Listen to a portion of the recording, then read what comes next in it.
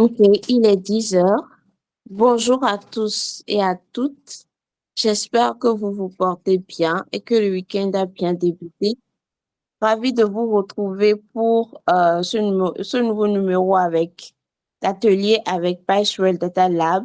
Aujourd'hui, nous recevons Anne-Laure Genosier pour parler du métier de data analyst et de l'utilisation de l'IA comme copilote. Donc, nous allons démarrer. Ça fait un moment que nous avons commencé la série sur les métiers de la data.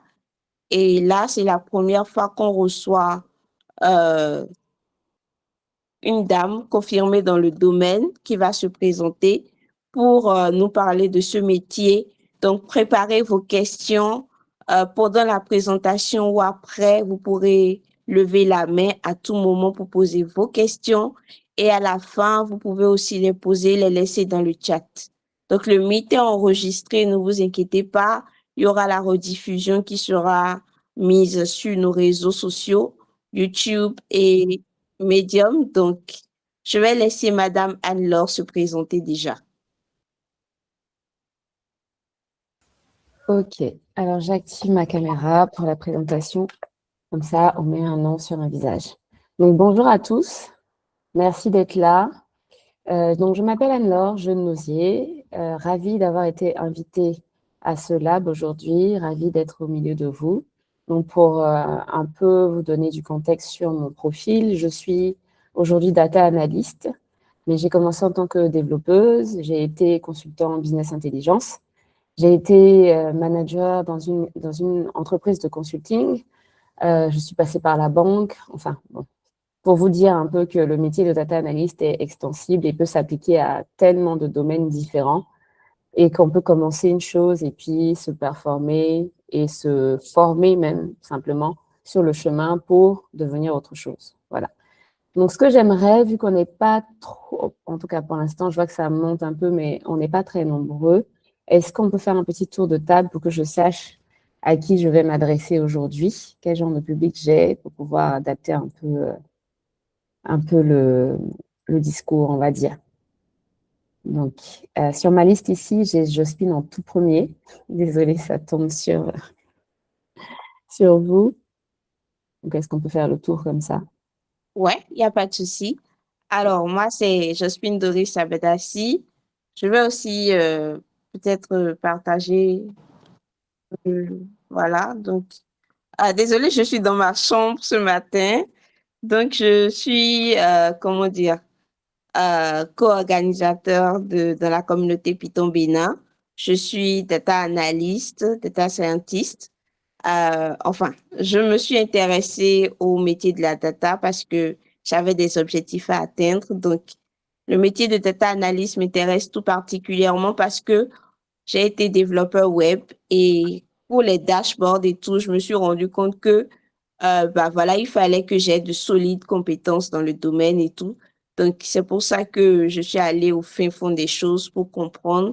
Et je suis ravie que vous soyez là ce matin pour partager votre expérience et vos connaissances avec nous. Merci. Je suis aussi chargée d'enseignement dans un programme sciences de données au féminin et boursière du programme Ishiro et Data Camp où je suis actuellement étudiante en data engineering. OK. Merci beaucoup. Merci à vous. Alors ensuite, on a Adéola Marcy.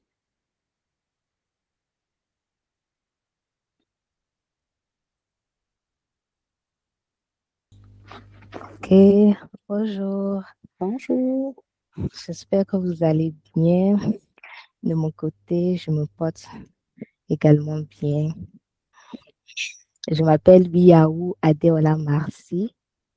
Je suis ingénieur en génie électrique et actuellement stagiaire dans une entreprise spécialisée dans les installations des panneaux solaires photovoltaïques. J'ai fait une formation également en data analyst à Ishiro. Bon, dans le cadre de l'Africa Tech Tour.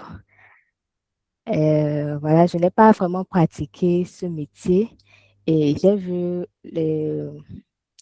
l'affiche sur le statut d'un ami et ça m'a intéressée. C'est pour Ok, ça que je suis ici aujourd'hui. ok. Bienvenue. Merci. Merci d'être. Alors ensuite, j'ai Cécilio, je crois qu'il vient juste d'arriver. Malheureusement, il est juste le prochain. Donc Cécilio, on est en train de faire un tour de table pour se présenter un peu chacun. Donc c'est une phrase pour dire le nom, prénom, ce qu'on fait et peut-être pourquoi on est là. Voilà. Ok, bonjour à tous. Ici, c'est Cécile Kenom. Je suis designer d'interface utilisateur Ok. et ça fait 3 mois, je me suis lancé dans Python. Donc voilà. Ok. En fait, je suis venu totalement par hasard. C'est un peu bizarre. J'ai vu la fiche. Bienvenue en tout cas. On vous accueille avec plaisir. Bienvenue. Merci. On va passer à Elisabeth.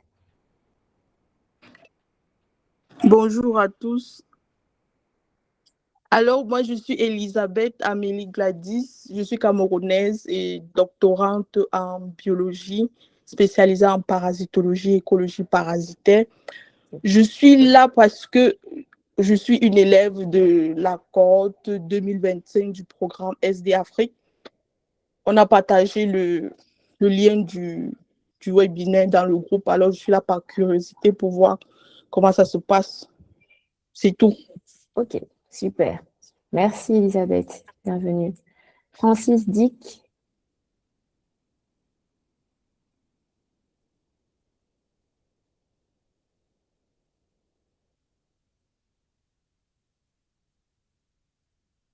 Est-ce qu'il est avec nous, Francis?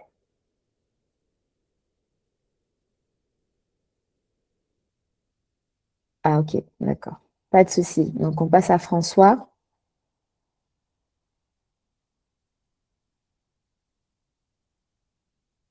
Développeur, oui.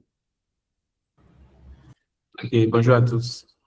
Moi, c'est Bonjour. François-Xavier Coudéa.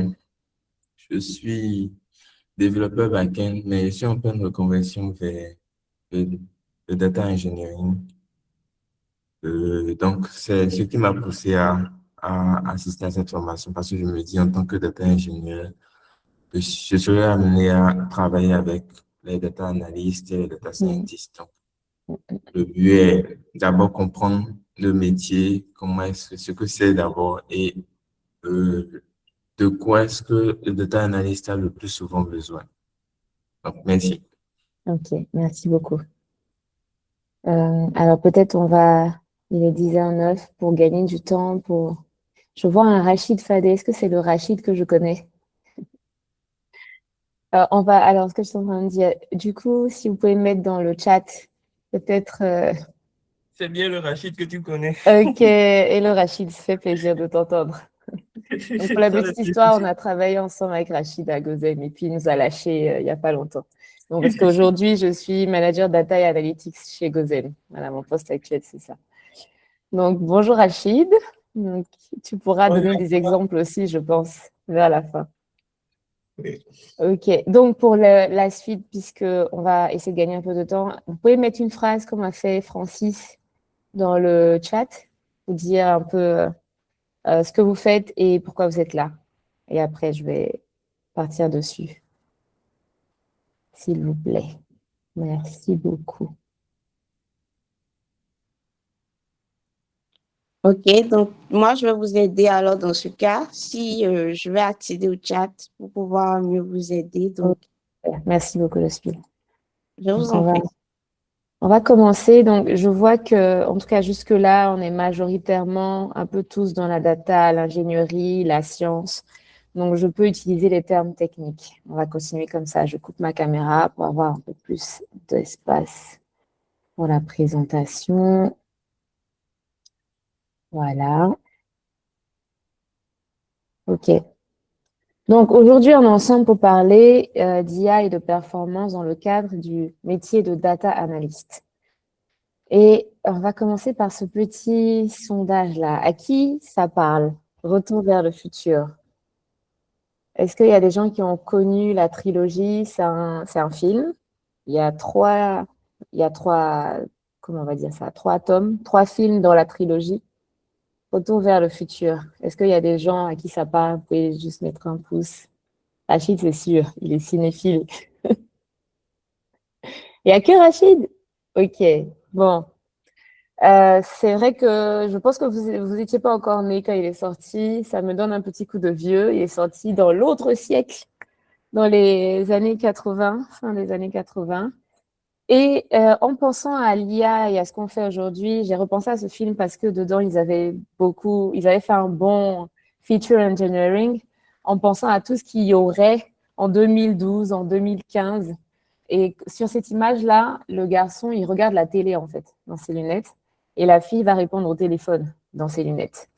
Donc, ils étaient pas loin, puisqu'aujourd'hui, on a beaucoup de choses qui ressemblent à ça. On a FaceTime, on a Zoom, on a les drones qui déposent des choses. L'overboard vient de là, de ce film. Dedans, on avait un ancêtre de l'overboard.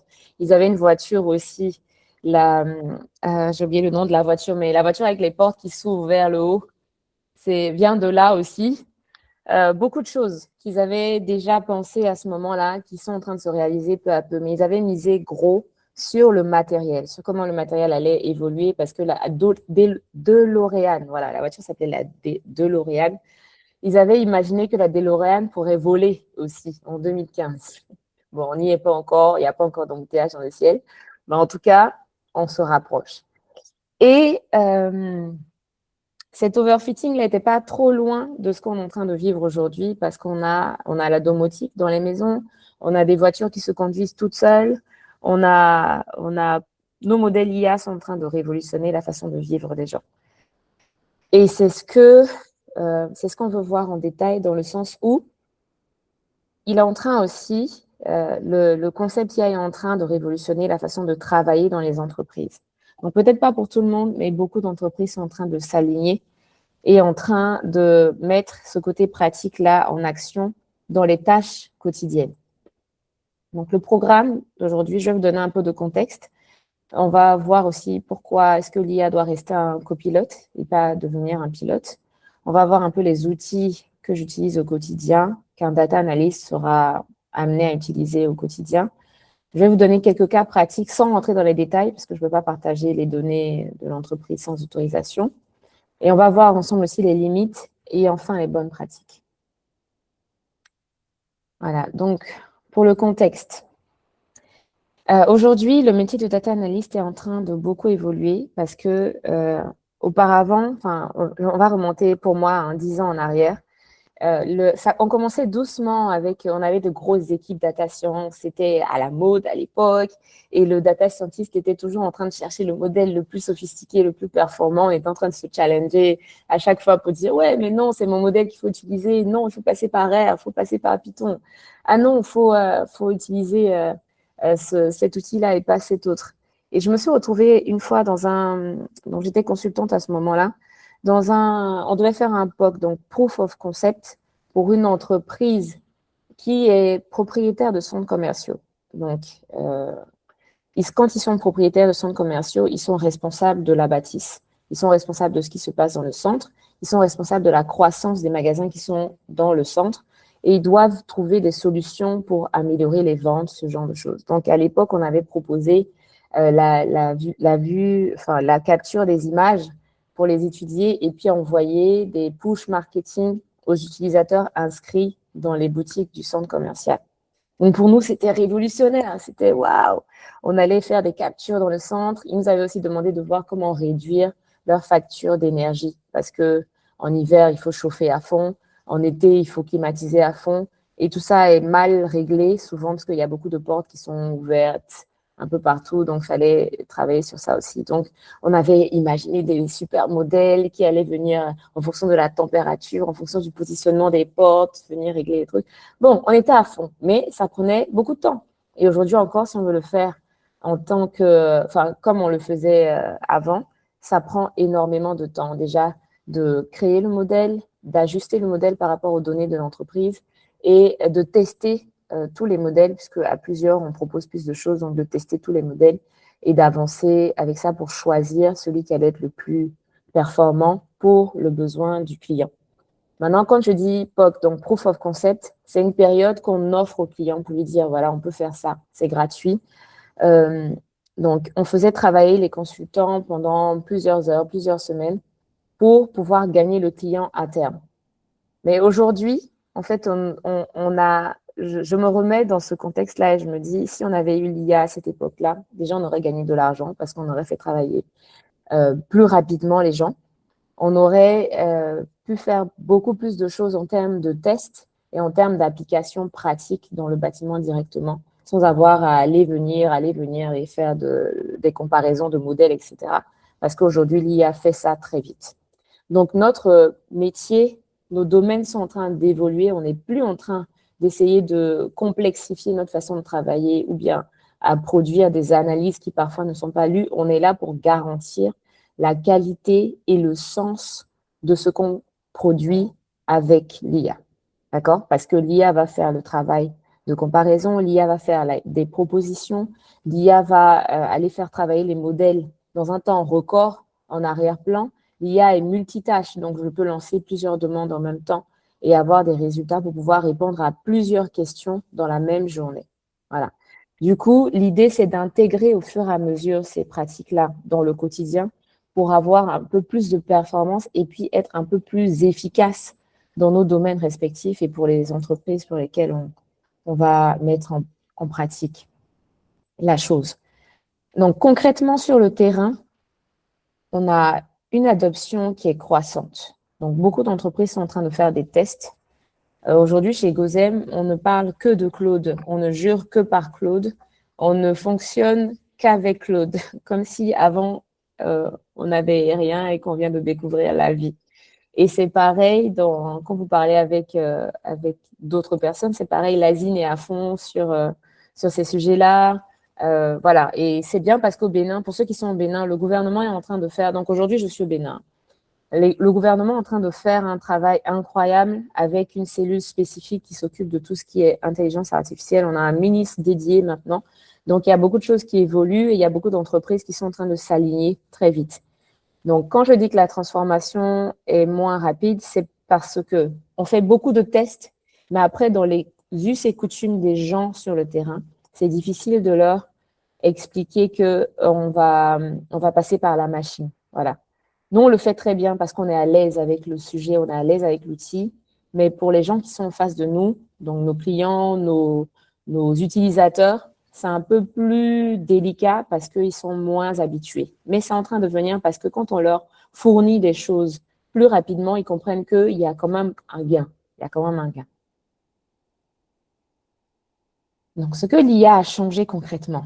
Donc, avant, j'ai besoin de faire une analyse, disons, sur l'évolution des transports dans la première semaine de 2026. Et je veux voir aussi les gains financiers qu'on a eus par rapport à l'utilisation sur le terrain. Donc, je vais utiliser, là, je vous ai parlé de 3 choses là. L'évolution du transport, le gain financier, l'utilisation des clients. J'ai 3 tables avec ce sujet-là. Donc, il faut trouver le moyen de faire matcher ces 3 tables. Il faut trouver le moyen de donner du sens sans dévaloriser chaque section qui est concernée. Donc, il me faut un modèle qui tienne la route et il me faut faire une requête qui arrive à mettre toutes ces données-là ensemble et à ressortir des valeurs qui sont pertinentes et qui sont vraies surtout. Aujourd'hui, je donne ce problème-là à l'IA. Je lui dis, voilà mon contexte, transport, finance, client. Voilà mes bases de données. J'ai besoin d'avoir ces chiffres-là sur telle semaine, sur telle période. J'ai besoin de les avoir sous tel format, ou alors propose-moi un format qui va parler à mes stakeholders, donc à tous ceux à qui je vais envoyer les analyses, au management, au directeur de vertical, on les appelle ici, au directeur de vertical. Il me fait l'analyse, il me fait le programme, il m'écrit la requête, et quand j'ai besoin après de faire sortir le rapport, il peut le faire directement. Concrètement, aujourd'hui, j'ai testé les deux. Il peut sortir directement le résultat en ayant fait la requête, lui, en arrière-plan, comme il peut vous fournir la requête et vous dire comment faire sortir le rapport dans le format que vous voulez. Donc, on va y arriver plus tard quand on va parler des cas pratiques. Donc, on va passer rapidement ici. Il fait aussi le nettoyage, la structuration rapide des données. Donc ça, c'est surtout pour les data engineers. C'est un copilote formidable dans le sens où il comprend, enfin, de plus en plus. C'était pas le cas l'année dernière, par exemple, avec ChatGPT. Avec Claude, c'est un peu différent. Il comprend quand vous lui donnez le bon contexte. Quand il reçoit la table, il comprend quelle donnée correspond à quoi. Par contre, attention aux valeurs vides. Donc, le data engineer est encore responsable et je pense sera encore longtemps responsable de la façon dont est structurée la donnée ou s'il remonte des données non structurées, de la façon dont il les remonte et comment il décrit le contexte pour que la machine puisse capter plus fidèlement ce qu'il a besoin d'utiliser pour travailler. Donc, la création de valeur est plus fluide et plus rapide dans la mesure où le contexte est bien énoncé. Donc, on revient à la fameuse phrase qu'on a tous entendue en étant étudiant à l'école, c'est ce qui se conçoit bien s'énonce clairement, n'est-ce pas? Voilà. Donc, il va servir aussi il va nous aider dans les résumés de rapports et de dashboards. Donc, aujourd'hui, je n'écris plus de documentation. Je m'explique. On utilise un outil Confluence, je ne sais pas, vous connaissez Confluence? C'est un peu comment? Oui, Rachid, c'est sûr, tu connais Confluence. Non, ok. Donc, super. Donc, il y a quelques-uns qui ne connaissent pas Confluence. Donc, Confluence, c'est un outil de documentation. J'ai une main levée, Cécilio. Non, je cherchais le sticker là pour dire que je ne connaissais pas. Ah, ok, d'accord. Donc, Confluence, c'est un outil. Alors, est-ce que je peux vous montrer rapidement?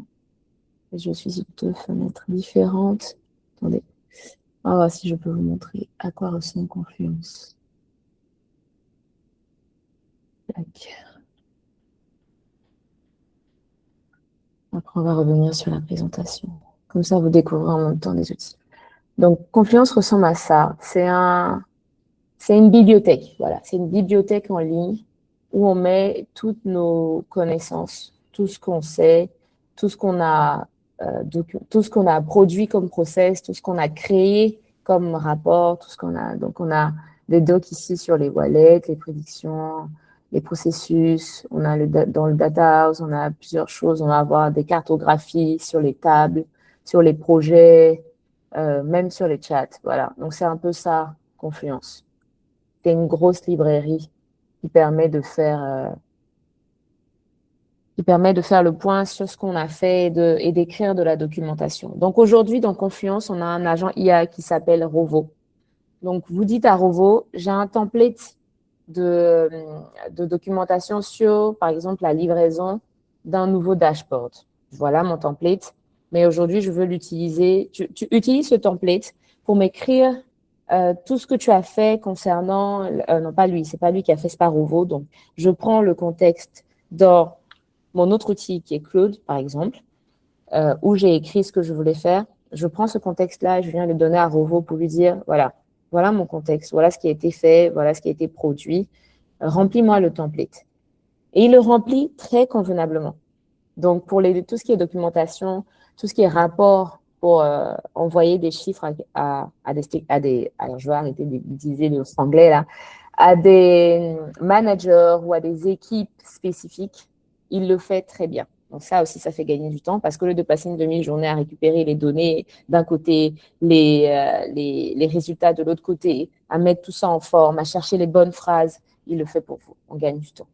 Il va détecter rapidement les anomalies et les tendances.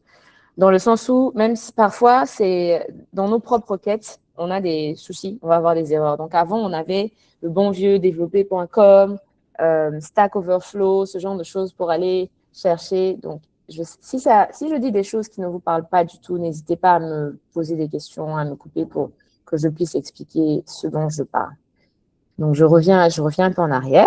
Développé.com et Stack Overflow, ce sont des blogs où des gens ont posté toutes les erreurs qu'ils ont trouvées et des gens ont répondu en disant « Ah, tu as cette erreur parce que ci et ça et ça ». Et la bonne réponse est souvent flaguée. Donc, si on retombe sur la même erreur, on peut aller utiliser la bonne réponse flaguée auparavant pour essayer de résoudre notre problème. Aujourd'hui, on poste l'erreur rencontrée dans n'importe quel outil IA, donc Gemini, ChatGPT, Claude, etc. Ils vont chercher le problème et ils vont vous le sortir. Et vous donner une solution pour pouvoir résoudre le problème. Sinon, si c'est lui qui a fourni la requête et que, parce qu'on reste quand même observateur et contrôleur du résultat, s'il y a un souci dans la requête fournie par l'outil IA utilisé, on lui resoumet l'erreur, il va réanalyser la requête qu'il a fournie et il va vous dire exactement où ça ne fonctionne pas et corriger dans la foulée pour vous redonner une requête fonctionnelle. Voilà, donc rédaction de synthèse, ça va un peu avec les résumés. Donc, on va passer. Maintenant, pourquoi copilote seulement et pas pilote?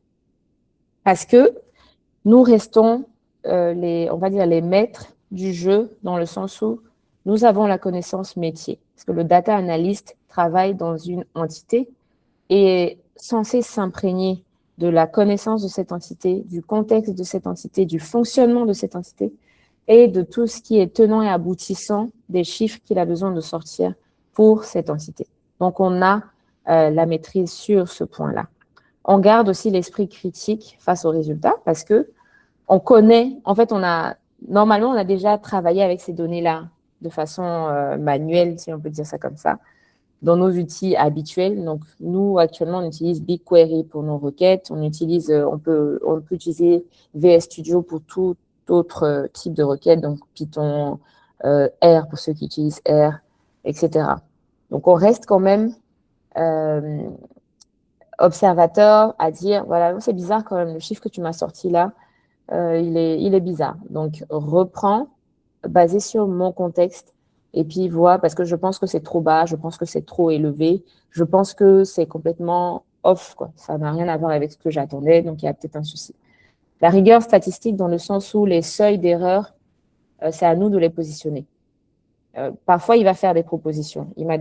Claude m'a déjà proposé des seuils, genre, il teste les 2 mots dans la description pour trouver le code qui va bien et il met un score à 75% ou à 80%. Donc, moi, je vais lui dire non, je veux du 95%. On est en compta, on peut pas avoir 15% de marge d'erreur, 20% de marge d'erreur. Non, ce sont des données financières, on veut du 95%.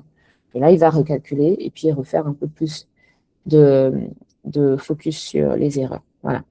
L'interprétation contextualisée des chiffres. Donc, il va vous dire, aujourd'hui, on a eu 20% de courses complétées. Ben non, gars, ça ne va pas. On ne peut pas avoir 20% de courses complétées dans une journée entière. Ça ne marche pas. Il y a un problème dans ton calcul. Et enfin, la responsabilité de la décision finale nous revient parce que c'est nous qui publions les chiffres. C'est nous qui restons garants de nos données. C'est nous qui restons garants et qui nous engageons face aux personnes qui vont utiliser les chiffres qu'on produit derrière. Donc, qui fait quoi? L'IA nous aide à accélérer, à gagner du temps, à produire plus rapidement et puis à enlever certaines barrières. Donc, avant, quand on allait me poser une question, ma réponse première était « Ok, je vais voir la faisabilité » textuellement. C'est ce que j'écrivais sans même réfléchir parce que je voulais d'abord analyser les tenants et les aboutissants. Je voulais voir quel outil je devais utiliser, est-ce que cet outil était pratique, disponible et pouvait me sortir les résultats dans le format où je voulais. Aujourd'hui, je ne vais pas répondre, je vais voir la faisabilité, je vais répondre, OK, je vais voir dans quel délai je peux te fournir ça. C'est différent, c'est très différent, ça change absolument tout parce que dans notre métier, il y a cette dimension de, comment on dit ça en français? Troubleshooter. Comment on dit ça en français? Quelqu'un, je spin peut-être, à l'aide. En français, troubleshooter. Si on veut, Ce sont généralement les erreurs, en fait. ceux qui, Simplement. Voilà, non, les les règles, les erreurs et tout. voilà, les gens qui savent résoudre les problèmes. Voilà. On est des gens, on résout les problèmes. On apporte des solutions. C'est peut-être pas dans la fiche de poste parfois, mais c'est le cas. En fait, on vient nous voir quand il y a un problème. On résout les problèmes. Et comme on résout des problèmes, plus vite on résout le problème, mieux c'est dans l'application du métier, mieux c'est au niveau business, mieux c'est au niveau terrain. Voilà. Aujourd'hui, le fait de ne pas dire je vais voir la faisabilité, mais plutôt je vais voir dans quel délai je peux te fournir ça, fait qu'on gagne encore plus de confiance de l'utilisateur, on gagne la confiance de nos partenaires, on gagne la confiance du management, parce que du coup, on sait qu'on va trouver une solution. Voilà, il y aura forcément une solution. C'est juste le délai qu'il faut voir, mais il y aura forcément une solution. Et ça change vraiment tout. Pour automatiser les tâches répétitives, ça aussi, c'est au lieu de venir le matin, venir checker tous mes process, venir faire ci, venir faire ça, je peux me créer un agent qui va le faire à ma place et me faire un compte rendu. Donc, quand je vais arriver, j'ai déjà le compte rendu de tout ce qui a bien tourné, tout ce qui a mal tourné, et même des solutions parfois de « Ok, ça a mal tourné, mais je pense que c'est à cause de ça, ça, ça, ça. » Tu peux faire ça pour résoudre le problème. C'est génial, c'est juste magique. Résumé de gros volumes rapidement. Ça rentre dans le domaine de la documentation, mais ça rentre aussi dans le domaine du suivi des process. C'est qu'au fur et à mesure que vous allez discuter avec lui, puisque vous allez faire des évolutions sur les sujets que vous lui avez déjà demandé, il y a toute une discussion qui va dater d'1 mois, de 2 mois. Il sait le résumer parfaitement pour qu'on ne se perde pas dans la conversation et qu'on sache à quel moment on a dû résoudre les choses, à quel moment on a dû changer les choses, etc. Rédaction structurée des process, ça, on en a parlé aussi. Il fait des templates super et il les remplit aussi fidèlement. Voilà. Maintenant, nous, on reste pilote dans le sens où la question à poser nous revient. Donc, tout ce que vous entendez peut-être souvent parler aujourd'hui de prompt engineering. Donc ça, nous tous, quel que soit le métier, tout le monde, tous ceux qui aspirent à utiliser l'intelligence artificielle doivent se perfectionner dans le prompt engineering parce que vous gagnez du temps, vous gagnez en qualité parce que plus vous lui donnez les bonnes informations au bon moment, enfin très tôt dans la conversation, plus il produit plus efficacement et il produit des choses plus correctes aussi rapidement. Sinon, les échanges peuvent durer indéfiniment tant que le contexte n'est pas bien structuré, n'est pas bien compris. Lui aussi, il a besoin que tout ce qui se conçoit bien s'énonce clairement. Il en a besoin aussi pour faire bien son travail. Donc, on valide la qualité et la pertinence des données. Ça, on en a parlé aussi. On challenge, on vérifie chaque résultat parce qu'on n'est pas des machines, on a la sensibilité du terrain, on a la connaissance du terrain. Donc, on a besoin il faut le challenger. Parfois, il dire, voilà, donc, tu m'as proposé ça, mais c'est un peu bizarre, gars. Est-ce que tu peux pas faire ça et ça et ça? Et parfois, il me répond, ah oui, très bonne idée. Bah oui, très bonne idée forcément, puisque c'est mon sujet. Et on décide, on contextualise, on assume et on reste les garants en face de ceux avec qui on communique. Donc, les outils. On a plusieurs types d'outils. Donc, avant IA, on a toujours, c'est pas parce que l'IA existe qu'on n'utilise plus nos outils habituels. Donc, pour coder, vous avez BigQuery, vous avez Python, vous avez R, vous avez SAS. C'est un logiciel que je pense que vous êtes trop jeune pour le connaître, même s'il a fait beaucoup d'évolutions. Mais nous, on a connu SAS. Pour ceux qui sont développeurs web, vous avez Java, vous avez C++. Bon, vous avez toutes sortes de codes. Donc aujourd'hui, tous ces codes-là sont intégrés, enfin, peuvent être intégrés. Vous pouvez lui demander tout ce que vous voulez. Parfois, il vous propose des choses sans même que vous ayez demandé. Donc, on a l'assistant génératif qui est très pertinent, qui va vous aider à faire des choses répétitives ou qui va vous aider à générer très vite des supports, des requêtes, etc. Le texte SQL, donc vous allez lui décrire quelque chose et il va vous le transformer. Le notebook IA, donc il va vous remplir des codes. Donc ça, Gemini est en train de le faire dans BigQuery. Donc même en restant juste dans BigQuery, vous pouvez taper le premier mot, il remplit la suite en connaissant la table, il remplit le reste de la requête. Voilà, génial. BI augmenté, donc le résumé, les alertes automatiques dans les dashboards. Donc ça, c'est des mails, donc je vais vous en parler quand on sera sur les cas pratiques. Il peut vous faire des mails de sortie, dans des chats, il peut vous envoyer des sorties dans n'importe quel moyen de communication pour que vous n'ayez pas à le faire manuellement tous les jours, à chaque fois que le résultat sort. L'automatisation de rapports, c'est un peu en lien avec la BI augmentée aussi. Donc, il va vous donner des synthèses Par exemple, il a produit un rapport, enfin, le rapport est produit une fois par semaine, mais il peut vous donner des résumés le jour où le rapport est produit et continuer à vous donner des résumés le reste de la semaine. Comme ça, il n'y a pas besoin forcément d'aller voir le rapport pour avoir les chiffres clés, la documentation et la synthèse. Voilà.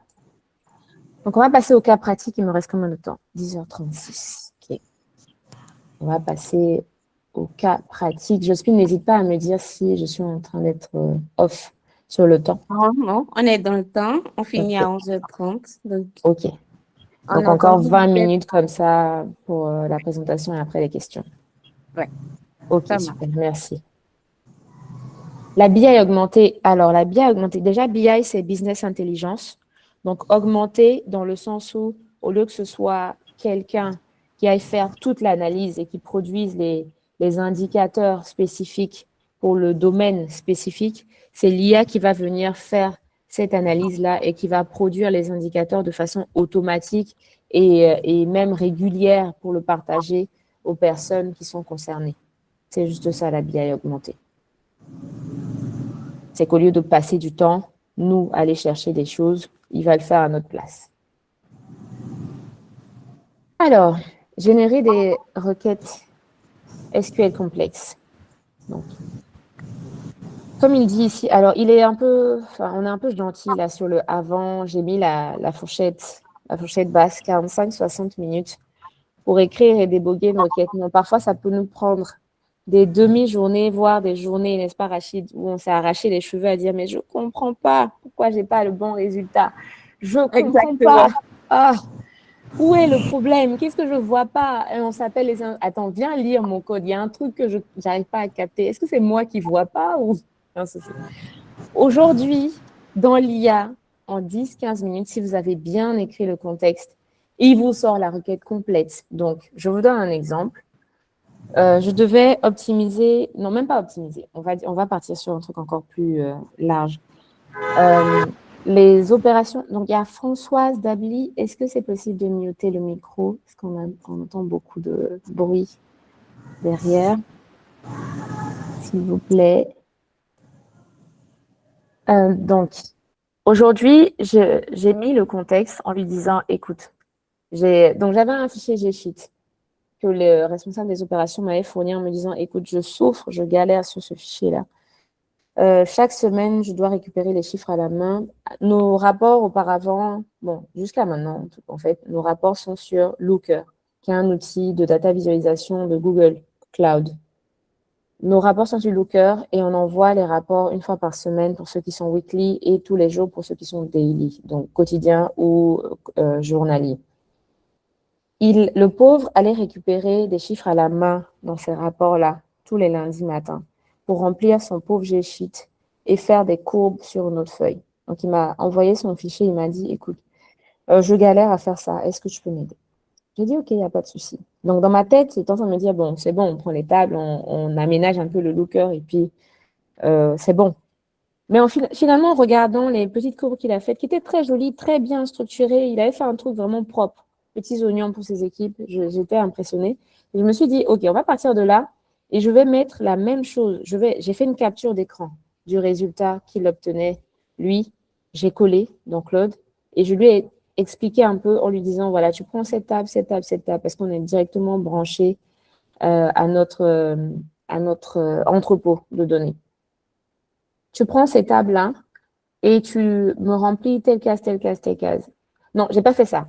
On repart en arrière. Je lui ai dit, voilà, j'ai besoin de passer d'un rapport G-Sheet à un rapport automatisé que je vais envoyer toutes les semaines et qui est basé sur plusieurs tables. Donc, il faudra faire des jointures, mais que les données restent structurées et fidèles aux résultats. De quoi tu as besoin? Je lui ai posé la question comme ça. De quoi tu as besoin? Et là, il m'a répondu un truc très propre. Donc, premièrement, tu me dis que ça et ça et ça. Il a résumé ma demande pour s'assurer qu'il avait bien compris. Donc, ça, check. Ensuite, il me dit, j'ai besoin de la liste des KPIs avec les formules. J'ai dit, il n'y a pas de souci. Donc, j'ai fait une feuille dans le fichier G-Sheet avec tous les indicateurs utilisés, les formules, les tables dans lesquelles on va retrouver les choses. Quand c'était propre, je lui ai dit, voilà, la liste se trouve dans tel endroit parce qu'il peut aussi être branché sur le Drive. Il peut être branché, donc, je vous ai dit branché sur notre entrepôt, branché sur le Drive, branché sur le chat. brancher sur ce que vous voulez, en fait. Dès l'instant où une connexion existe, il peut être branché sur l'outil en question. Il peut même être branché sur votre Chrome. Si vous avez besoin qu'il aille lire des choses dans des fichiers qui sont en ligne, il peut être branché sur votre Chrome.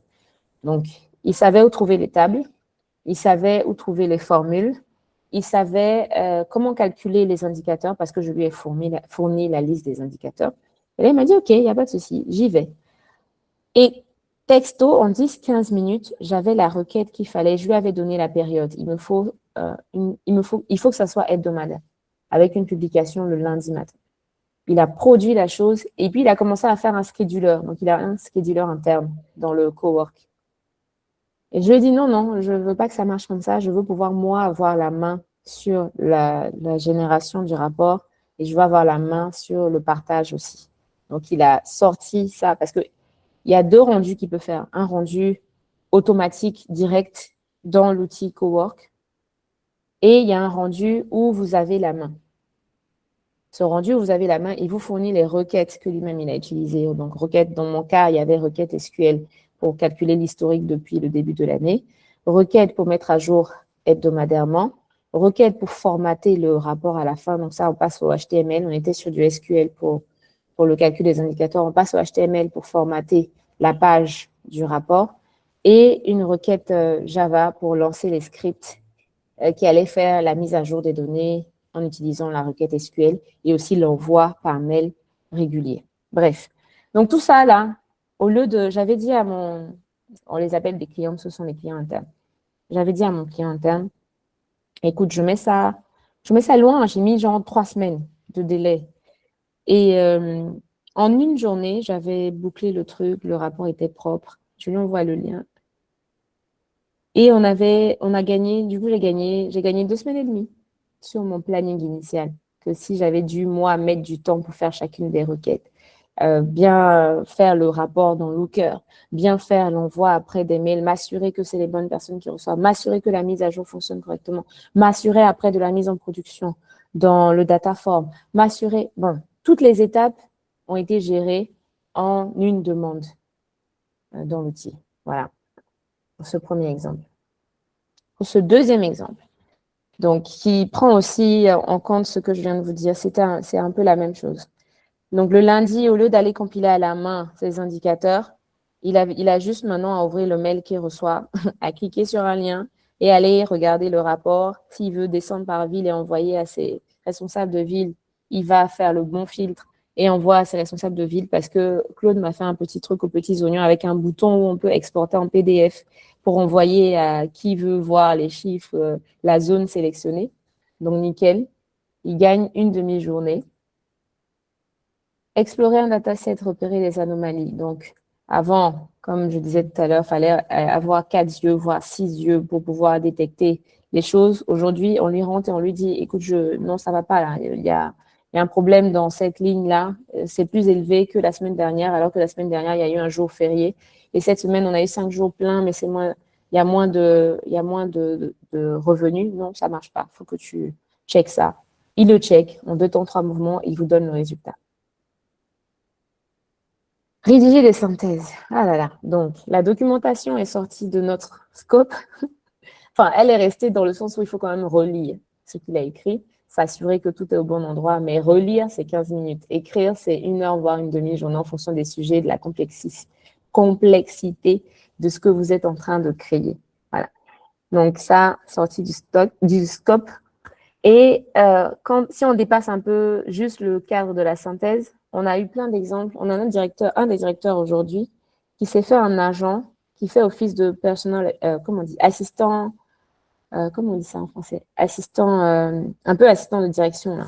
Voilà.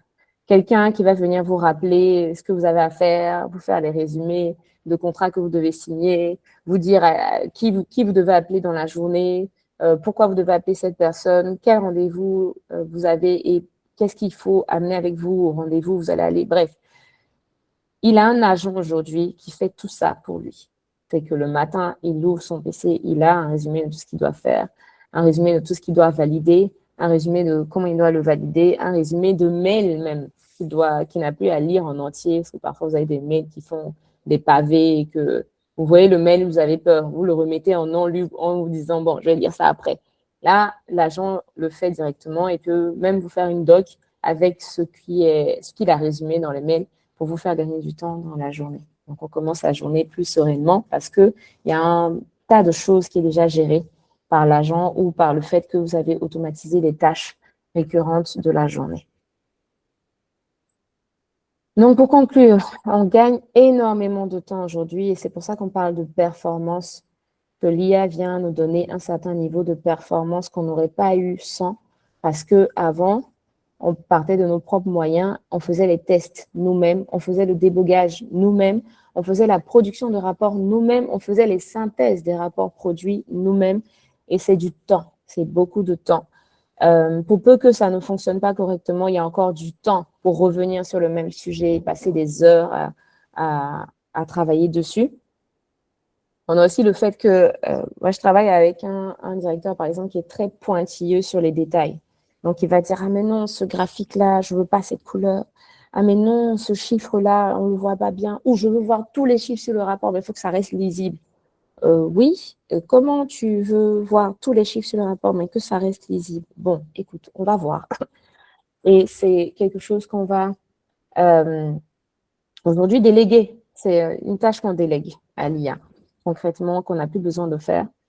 C'est en ça qu'on gagne en performance. Et aussi, on n'a plus besoin de réfléchir. Donc, comme je vous disais au tout début, là, si on revient aux 10 ans en arrière où on était en train de faire le POC et nous, en train de se challenger sur nos modèles, sur l'efficacité de nos modèles, etc. Aujourd'hui, on dit, écoute, tu as ce sujet-là, voilà les modèles auxquels je pense. Est-ce que tu as d'autres idées en tête? Enfin, en tête, pas en tête, mais est-ce que tu peux proposer d'autres idées pour qu'on puisse avoir plusieurs options à proposer à notre client? Il le fait. Il n'y a plus besoin de se bagarrer à dire non, c'est mon modèle qui est le mieux. Ah, non. Bref, voilà, il le fait. Donc, un gain de temps énorme, une délégation de tâches qui est tellement facile et fluide parce qu'en plus, il n'est pas émotif. Donc, il n'y a pas de ah, mais tu m'as déjà demandé ça la semaine dernière. Non, il n'y a pas de ça avec l'IA. Il le fait et il vous redonne un truc encore plus sophistiqué parce que vous lui demandez la même chose pour la deuxième, la troisième, la quatrième fois. Voilà. Voilà un peu. Est-ce que ça va jusqu'ici? Est-ce que je parle, mais est-ce que ça va jusqu'ici? Ok, super. Merci pour les pouces. Ok, donc on continue. Maintenant, on va voir un peu les limites parce que c'est en ça qu'on doit rester vigilant et garder notre poste de pilote.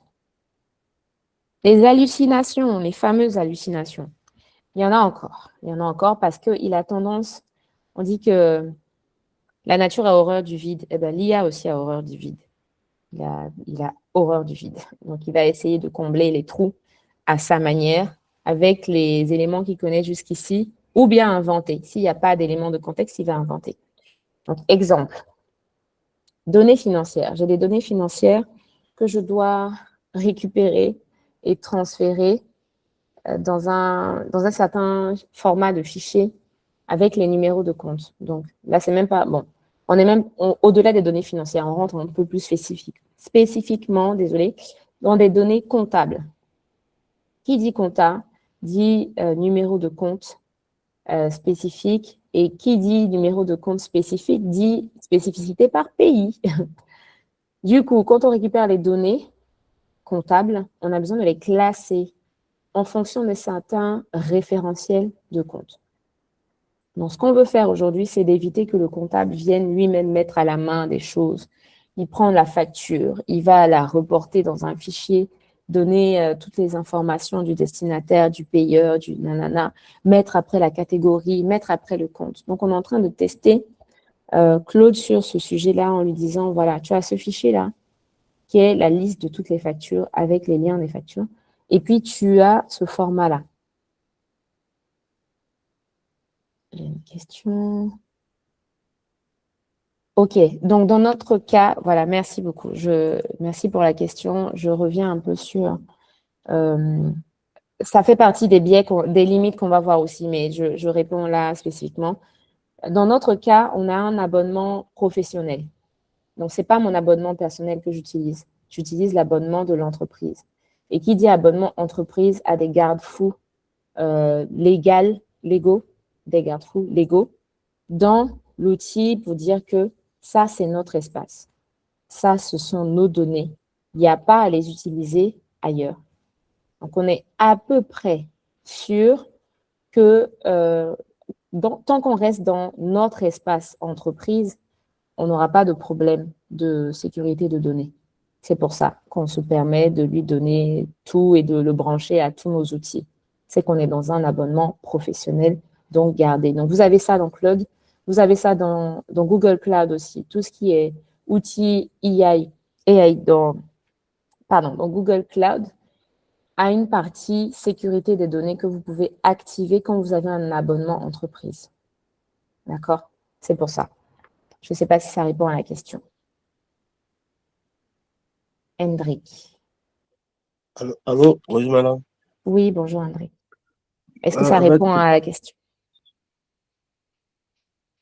non, pas totalement. Ok.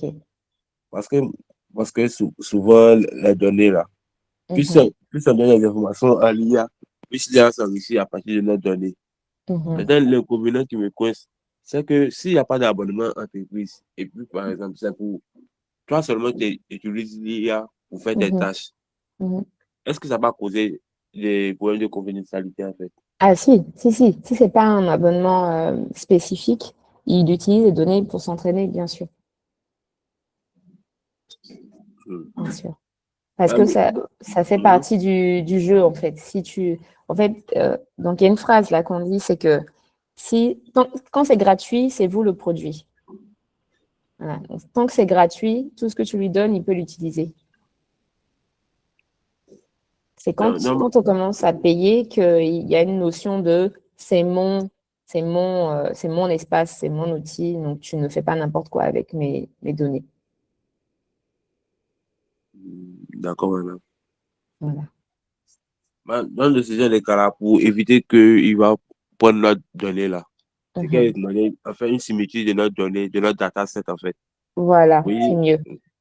En enlevant les noms, en enlevant tout ce qui peut être, qui peut être spécifique, quoi. Les noms, les identifiants, les numéros de téléphone, les vrais numéros de téléphone des gens ou des mails. Voilà. Comment on dit, je sais pas le nom, je sais pas comment on dit. Mon français ce matin, désolé, mais en enlevant tout ce qui est personnel, quoi. Tout ce qui peut faire remonter à une donnée personnelle. Il faut enlever tout ça. d'accord, madame, c'est noté. Voilà. Merci beaucoup. Je vous en prie. Jospin? Oui, c'est juste pour vous aider en fait. Il y a un terme pour désigner cela, c'est IPI, les informations personnelles. Ça regroupe, je pense, le nom, le prénom, l'âge, le numéro de compte, le numéro de sécurité sociale et tout. Mhm, Donc, mhm, ces éléments-là, on garantit en fait que le paiement en fait permet de les cacher en fait. Donc, quand on mhm, est en mode gratuit et qu'on le lui fournit, bah, il a accès aux informations des gens et mhm. automatiquement, bah, c'est ouvert aussi au piratage et tout. Donc, que Voilà, vous soyez développeur et tout, il faut faire gaffe à ces informations-là. Merci. parfait.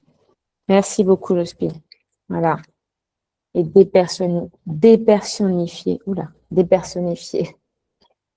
les données. J'étais où? Donc, ah oui, les hallucinations. Donc, dans mon référentiel comptable.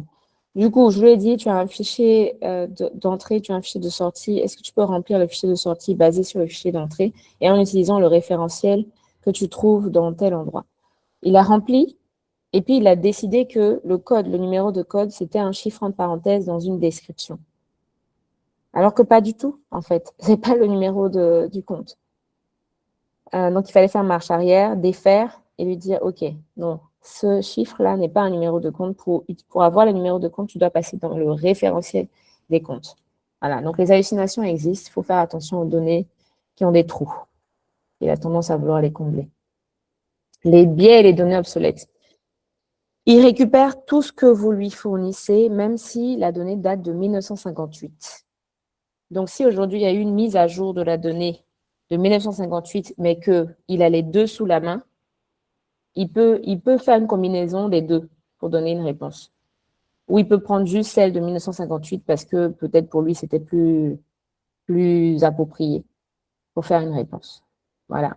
Donc, Dans ces cas-là, il faut nettoyer vos données régulièrement. Tout ce qui ne sera plus utilisé, il faut l'enlever pour ne pas qu'il aille chercher des choses ailleurs, en dehors du périmètre. Ouh, 56. OK. Risque de dépendance. Mais je pense que c'est le dernier. C'est la dernière chose au milieu des limites. Le risque de dépendance.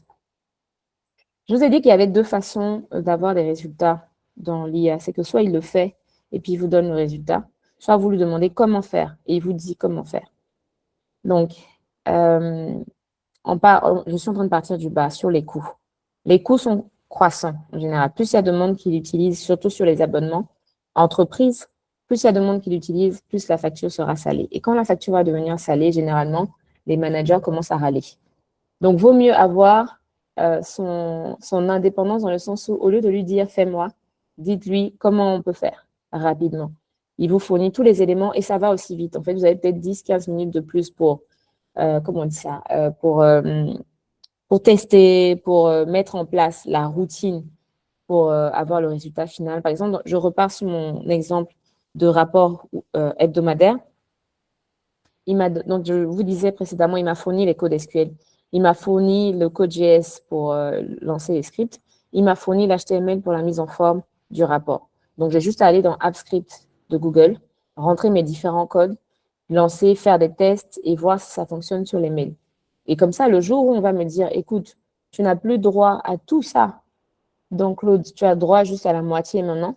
J'ai déjà mes choses dehors et je peux tester. Si j'ai une erreur, je ne suis pas obligée de revenir vers Claude, je peux me débrouiller, retourner à mon développé.com ou à mon Stack Overflow ou voilà, à tout ce qui existait avant qui sont en dehors de l'usage de l'intelligence artificielle. Donc, garder son indépendance, c'est hyper important. Vérifier les chiffres à cause du biais d'automatisation, c'est qu'à force de faire, parfois il fait mécaniquement et s'il y a quelque chose qui a changé dans le contexte, donc aujourd'hui c'est jour de pluie, il y a un chiffre qu'on doit rajouter ou il y a un chiffre qu'on doit modifier, dont on doit modifier la formule, il ne le sait pas systématiquement, donc il faut rester vigilant et mettre à jour derrière tous les éléments qui ont été fournis en entrée, vérifier que c'est toujours relevant. C'est toujours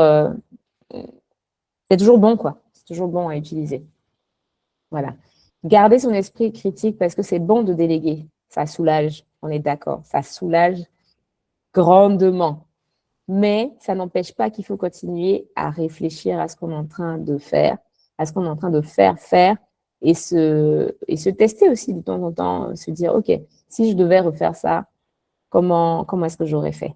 Voilà. Et même tester la machine, challenger la machine et dire, bon, je ne veux plus ce format-là, est-ce que tu peux me proposer autre chose? Voilà. Comment est-ce qu'on pourrait faire autrement pour apprendre aussi de nouvelles techniques et rester à la page concernant notre métier? Parce que comme ça évolue super vite, le fait de rester à la page sur les outils et les usages nous garde aussi utiles en fait sur le marché parce que notre métier est utile et on veut rester utile pour pouvoir pérenniser la chose. Voilà. Voilà un peu.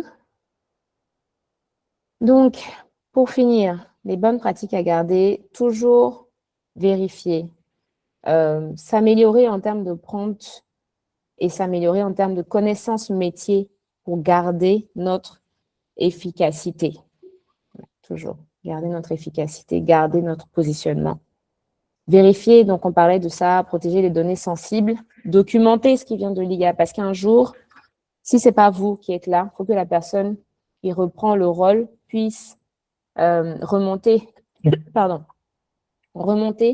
vers votre documentation pour comprendre exactement ce qui s'est passé, pour comprendre exactement comment cet outil est monté et comprendre exactement comment le reproduire s'il y a besoin ou comment corriger s'il y a un problème dans l'utilisation ou pour les utilisateurs. Hyper important. Continuez de documenter. Et comme lui-même, l'IA fait la documentation, continuez de lui demander de faire à chaque fois, à chaque nouvelle sortie, à chaque nouvelle production, une nouvelle documentation qui va bien. Donc, la checklist de l'IA responsable. Comprendre la question métier avant de solliciter l'IA. Donc là, on va lire ensemble, parce qu'on en a déjà parlé plusieurs fois et qu'on arrive à la fin du temps.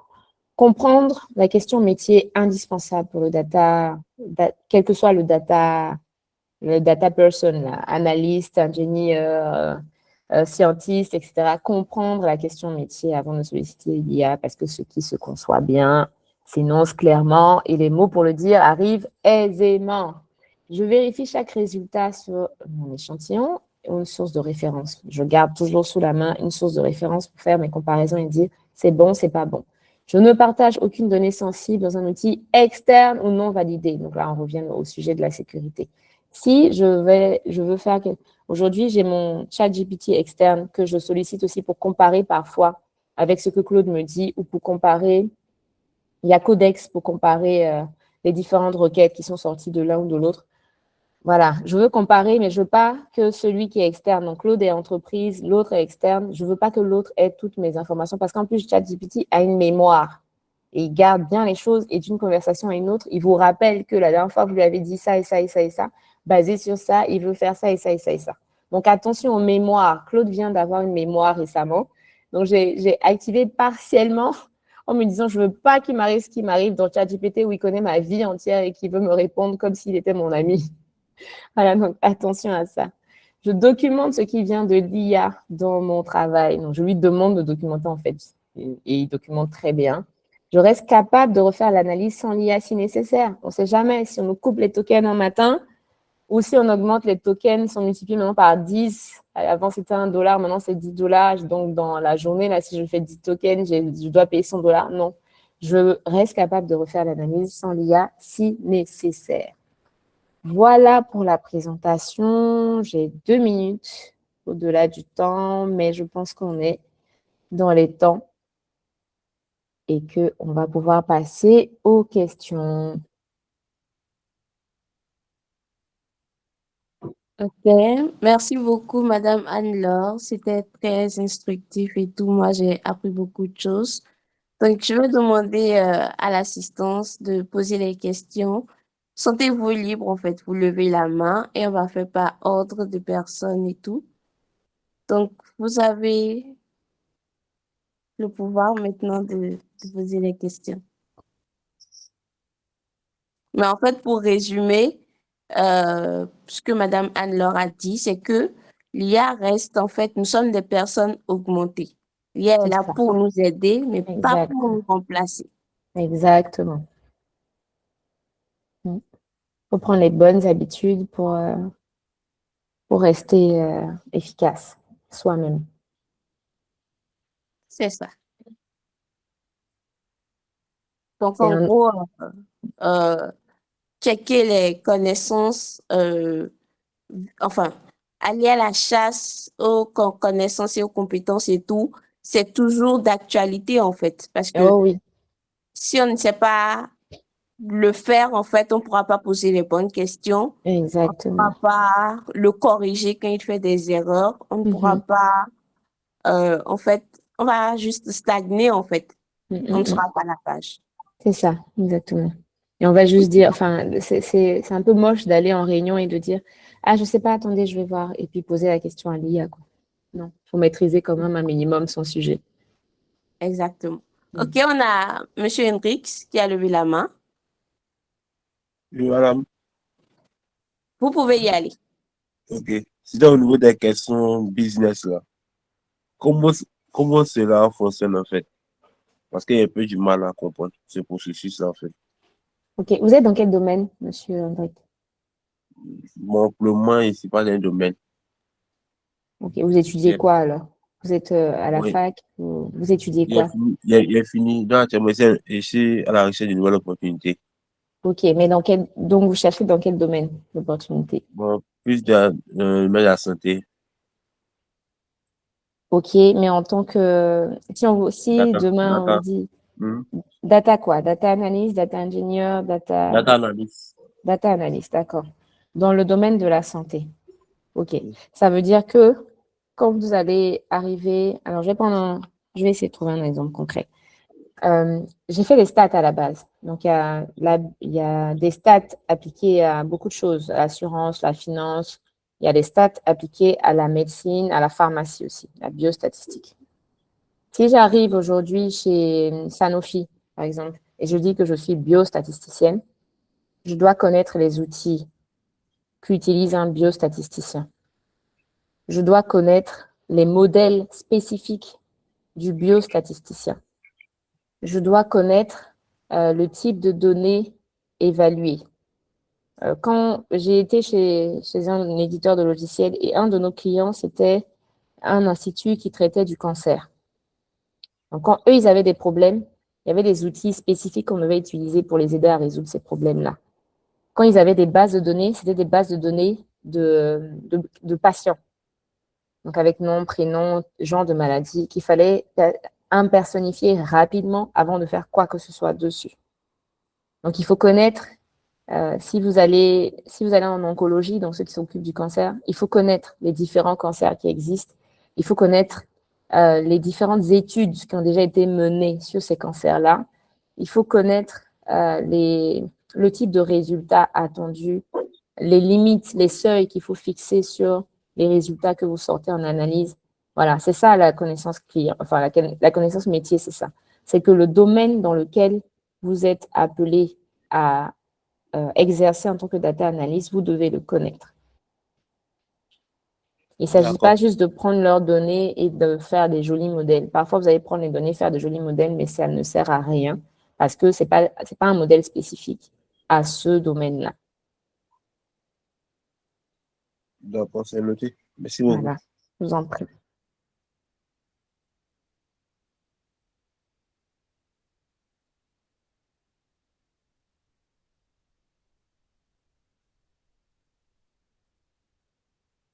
Alors, je vois que Doris avait levé la main Oui, avant la c'était pour question du lire. chat. Non, c'était justement pour lire la question du chat et vous aider. Ok, merci. OK. Donc, on a un instant. Romaric. Romaric, voilà, il dit, que conseillez-vous aux débutants dans le métier de data science? C'est-à-dire, comment apprendre et utiliser l'IA afin de rester efficace comme vous le dites? Est-ce que c'est mieux de juste comprendre les concepts et savoir l'IA pour être bon?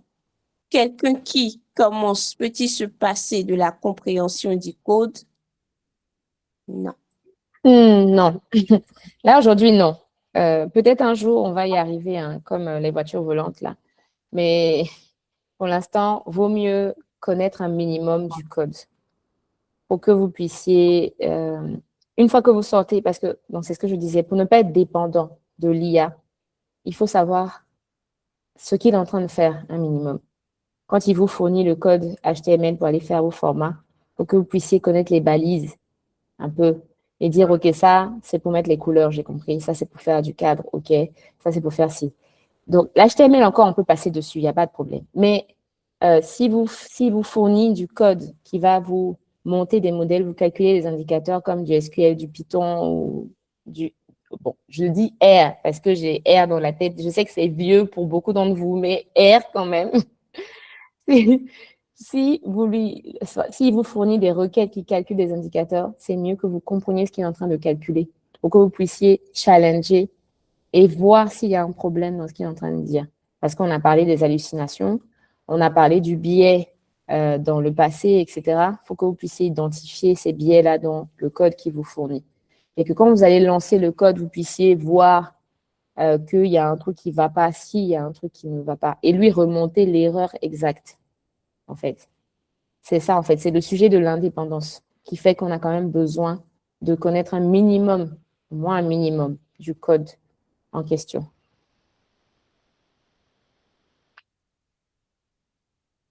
Donc, pour apprendre l'IA, ça c'est la première partie de la question. Comment apprendre et utiliser l'IA afin de rester efficace? Vous avez pas mal de tutoriels sur Internet par rapport à ça, sur YouTube, des gens qui ont pris le temps de fouiller le truc de long en large et qui vous expliquent, qui vous donnent les tips pour l'utiliser correctement. Et pour le prompt engineering, vous avez aussi des vidéos qui vous parlent. Et vous pouvez même demander, alors, dans un sujet que j'ai dû traiter, sur l'import, toujours en compta, là, sur l'import des factures, je suis allée demander à ChatGPT, je veux faire ça, ça, ça, ça, ça. Qu'est-ce que je dois avoir, qu'est-ce que je dois écrire pour avoir le prompt exact? il m'a donné une version. J'ai demandé la même chose à Claude, il m'a donné une version. J'ai comparé les deux et j'ai testé celui que je trouvais le plus explicite dans l'outil en question pour importer mes factures. Et au fur et à mesure que vous faites ça, vous apprenez en fait ce qu'il faut mettre dans le prompt, ce qu'il ne faut pas mettre, comment il faut lui parler des exemples, etc., etc. Donc ça se peaufine aussi avec le temps. J'ai fait aussi une certification d'IA générative de Google Cloud. Si vous êtes intéressé, c'est très instructif. C'est très instructif. C'est très théorique, mais on apprend quand même pas mal de choses qui peuvent servir sur tout ce qui est prompt engineering, sur tout ce qui est largeur des outils, etc. Du coup, il y a une cohorte là où il faut s'inscrire à partir d'août sur Google Cloud. Revenons à notre sujet. Donc, il vous montre comment entraîner. Il y a des exemples où on montre comment entraîner les différents modèles sur. Là, c'était l'outil Google, donc Gemini ou Vertex, etc. Vertex, ça a changé de nom, mais bon, Vertex. Il vous montre quoi mettre, le contexte, comment lui décrire le contexte, quel exemple lui donner. Plus vous lui donnez d'exemples, plus la réponse sera précise. Donc, ce genre de choses. Travailler un peu sur le prompt engineering. Je spin. Ah non, il y a Rachid. Il y a Rachid. Oui. Ouais, Bah, il y a Rachid. coucou Anne. Coucou Rachid. C'était juste pour te dire très bonne présentation et tout. Moi, j'ai beaucoup apprécié. Merci beaucoup. C'était surtout pour voir comment les choses ont évolué au sein de Gosium. Et j'ai beaucoup aimé l'évolution et tout. C'est très bien. Bah, moi, je te dis à tout à l'heure et on se tient parce que je dois aller au boulot. Ok, merci La vie Rachid. d'étudiant. Ben oui, t'as une belle Oui. vie. Bon courage, à bientôt. Merci. Bon, à plus. Yes. Ok, on a une autre main levée, je pense. Oui, Adéola. Ok, merci pour votre présentation. Sans prix. Par rapport à la question de l'IA est notre copilote, mais qui n'est pas notre pilote. Aujourd'hui, on entend beaucoup de gens qui disent que il y aura beaucoup de domaines qui seront remplacés, mais qui seront remplacés par l'IA. Par exemple, si je prends l'enseignement, Oui. aujourd'hui, il y a plusieurs tutoriels sur YouTube, sur TikTok parfois, et on peut se passer tu vas dire même d'aller à l'école pour acquérir certaines compétences. Maintenant, dans ce cas, comment expliquer ça? Est-ce que dans ce cas-là, l'IA est toujours notre copilote? Parce que les connaissances, on peut l'avoir n'importe où sur l'Internet. Donc,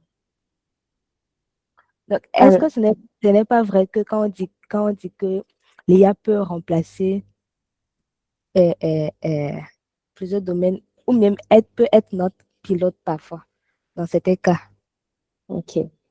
Donc, je vais vous répondre avec plusieurs exemples.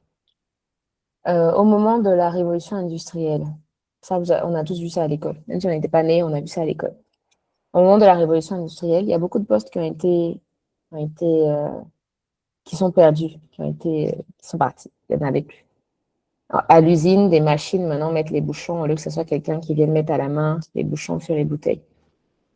Donc, de la même façon, l'IA va remplacer tout ce qui est répétitif. Donc oui, il y a des métiers qui sont, entre guillemets, en danger. Mais ça va avec l'évolution naturelle des choses. Si ce n'était pas l'IA, ça allait être autre chose. Donc, il y a des caisses, il y a des tests aujourd'hui. En France, il y a une certaine marque de supermarchés où ils sont en train de tester ça pour que ça soit ouvert 24 heures sur 24. Il n'y a pas de caissière. Il y a des machines et puis il y a des contrôles à la sortie pour éviter quand même les vols, etc. Donc, tout ce qui est répétitif sera remplacé. Passer un article à la caisse, on peut le faire soi-même. Taper du texte, on peut le faire soi-même. J'ai dit là que j'écrivais plus. Il fait la doc à ma place et je relis. Donc, le métier de secrétariat en lui-même, à un moment, il va potentiellement disparaître. Donc, c'est vraiment des tâches répétitives qui sont en danger. Maintenant, non, on va faire étape par étape. Donc après, vous avez dit, plus besoin d'aller à l'école. Si, sinon on ne ferait plus de certification non plus. On a besoin, parce qu'on ne peut pas, le travail d'un prof, c'est d'aller chercher la nouvelle information et de l'intégrer dans son cours pour que l'élève ait toute la palette disponible. Maintenant, les tutoriels, c'est surtout quand on est pressé et qu'on veut apprendre vite et qu'on ne veut pas retourner sur les bancs. C'est aussi quand on n'a pas accès parfois à l'information. Donc, on va aller faire un tutoriel sur un domaine spécifique pour pouvoir évoluer. Comme je disais tout à l'heure au monsieur qui a posé la question sur comment apprendre sur l'IA. Donc, il ne va pas aller faire un nouveau diplôme en IA. D'ailleurs, les diplômes qu'on dit IA pour l'instant, ce n'est pas spécifique IA. Il y a plein de choses autour. Ce n'est pas que l'IA que vous allez apprendre. Bref, mais pour des besoins ponctuels, rapides, immédiats, les tutoriels servent bien. Pour des besoins plus spécifiques, il faut continuer à aller à l'école. C'est juste que maintenant, l'enseignement doit s'aligner aux nouvelles méthodes. Donc, on est d'accord que nos écoles ne sont pas à la page. Alors que vous allez regarder en Asie, ils ont commencé au tout petit, là, au primaire, à la maternelle, à leur inculquer des notions d'intelligence artificielle, mais pas pour qu'ils soient utilisateurs, pour qu'ils soient producteurs d'outils IA. Vous voyez un peu la différence. C'est que dans notre culture francophone, en fait, on est toujours un peu à la traîne. Mais l'école doit changer pour s'adapter aux nouveaux outils. Ça, c'est un autre débat. C'est pas l'endroit, c'est un autre débat. Ensuite, dans nos métiers, justement, on a encore besoin de la sensibilité de l'homme, de l'expérience de l'homme, des facultés cognitives de l'homme pour pouvoir arbitrer sur les résultats de l'intelligence artificielle. Mais l'homme doit s'adapter aussi à ces nouveaux outils. Un peu comme quand le cloud est arrivé. Le fameux outil dont je parlais tout à l'heure, SAS, avait un langage propriétaire, c'est-à-dire qu'il y avait un langage SAS. Tu devais coder en SAS pour utiliser SAS. Après, ils ont intégré tout doucement le SQL. Mais quand il y a eu la révolution du cloud, il y a 10 ans, là, ils ont dû se mettre à la page et laisser rentrer de l'open source sur leur plateforme pour pouvoir survivre. Aujourd'hui, ils sont en train de faire rentrer l'IA sur leur plateforme pour pouvoir survivre, quand d'autres outils logiciels n'ont pas survécu à ces changements-là. Donc, c'est ce que l'homme doit faire, s'adapter, parce que c'est celui qui s'adapte qui survit. Maintenant, dans notre domaine, s'adapter, c'est prendre plus de place dans le métier, s'intéresser un peu plus au terrain, s'intéresser un peu plus aux choses concrètes de l'usage des résultats qu'on fournit. C'est aussi aller chercher l'information là où elle est, sur le terrain. Pour que quand il faut challenger les résultats, vous soyez présent à la table. Voilà. Pour que quand il faut donner des options, plusieurs options, vous soyez présent à la table. Parce que l'IA ne va pas voir tous les tenants et les aboutissants des choses. Parce qu'on aura besoin de gens pour monitorer les IA. Mais les gens qui vont monitorer les IA doivent comprendre le contexte dans lequel ils monitorent les IA. Voyez, donc, il faut s'adapter. Est-ce que ça répond à la question? Oui, ça a répondu à ma question. Vraiment, merci pour vos éléments de réponse. Je vous en prie. Et aussi, je voudrais poser une question par rapport aux limites de l'IA. Vous avez parlé du taux d'erreur qui a chuté en 2025 contre celui de 2021. J'aimerais savoir qu'est-ce qui a abouti à cette amélioration. Est-ce que c'est le fait d'entraîner plusieurs modèles qui a fait ça? Tout à fait. Non, c'est essentiellement ça, l'entraînement. L'entraînement. Ils s'entraînent jour après jour et puis maintenant, ils ont accès à Internet.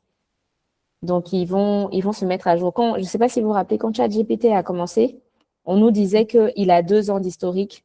Donc, pour les nouvelles choses, il faut faire attention. Aujourd'hui, ils ont accès à l'Internet. Donc, ils peuvent aller se mettre à jour tout seuls. OK. Voilà. Est-ce que le fait que certains utilisateurs qui ne savent pas et poser les bonnes questions peut agir sur l'IA, c'est-à-dire peut amener l'IA à ne pas être plus performant. c'est-à-dire à force de donner de poser des questions qui ne sont pas précises et tout, est-ce que ça peut conduire au fait que l'IA soit moins productif? Non, enfin, il sera moins productif pour la personne. C'est que vous allez faire 10 échanges au lieu de 2 pour Ok. arriver au résultat. Donc, pour la personne, ça va être compliqué. Il va se dire, ouais, mais ça ne marche pas. Mais c'est juste que tu n'as pas posé les bonnes questions. Parce que derrière, il y a toute une équipe qui travaille à l'entraînement aussi. Il n'y a pas que il y a beaucoup de nous qui utilisons là, qui participent à l'entraînement, mais il y a aussi des équipes dédiées spécifiques qui ont créé l'outil, qui continuent de l'entraîner aussi et de finaliser les seuils, voilà. Ok. Parce que souvent, moi, là, je m'intéresse beaucoup plus à comment est-ce que l'IA a été conçue. Qu'est-ce qui est dans l'IA? Qu'est-ce qui me gênait les réponses? Comment est-ce que tout est programmé? Mais bon, Ça, c'est un c'est autre possible. sujet. Ça, c'est une J'ai autre compris. présentation. Merci beaucoup. Je vous en prie. Et j'en ai fini. Ok, merci Adéola. Alors, on a 2 mains levées. Il y a une question dans le chat. Je ne sais pas. Jocelyne, tu as vu l'ordre d'arrivée ou pas? Est-ce que c'est le chat qui a… Je pense que c'était François qui avait levé la main le premier, Ok. si je ne me trompe. Ok. Donc, François, on vous écoute. Ok, oui. Bonjour tout le monde. Bonjour. Bon, j'ai un peu suivi. Merci beaucoup pour la présentation. Je vous en prie. J'en ai appris plus aujourd'hui. La question aujourd'hui, c'est, vous nous conseillez de privilégier la connaissance métier à Mhm, la technique. Et j'aimerais poser la question, pour quelqu'un qui n'a pas encore, pour un débutant, je mhm, dirais, mhm, qui n'est pas encore dans un métier, mhm. qui est en train d'apprendre toujours, il va forcément apprendre la technique parce que comment est-ce que, ou bien du moins, c'est savoir dans quel métier ou bien dans quelle branche est-ce qu'il doit, dans quel secteur est-ce qu'il doit essayer de se spécialiser pour toujours être employable parce que le but, c'est d'être employable. Tout à fait. Donc, Alors, vous est-ce que êtes… si je me spécialise dans un seul métier Mhm. et au détriment d'un autre, est-ce que ça ne va pas me pénaliser? Parce que de toute façon, avec ce qu'on voit, si je me spécialise uniquement dans la technique, ce n'est pas sûr que je sois, bon, je ne mets pas toutes les chances de mon côté, en quelque sorte. Donc, euh, donc ma question elle est de savoir dans quel secteur se spécialiser si vraiment il faut se spécialiser dans le métier, comme vous le dites. Ok. Aujourd'hui, vous faites quoi? Je suis développeur back-end, mais je suis en pleine reconversion data engineering. Donc, je suis boursier de la cohorte de Ichiro. D'accord. Entièrement, c'est un peu ça. Oui. Ok. Les data engineers, on en aura besoin encore longtemps. On en aura besoin encore longtemps. Parce que si vous êtes développeur, vous connaissez cette phrase, garbage in, garbage out, je pense. Yes. Donc, voilà.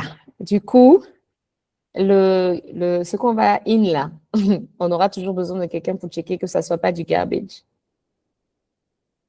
Donc, vous êtes sur la bonne voie là.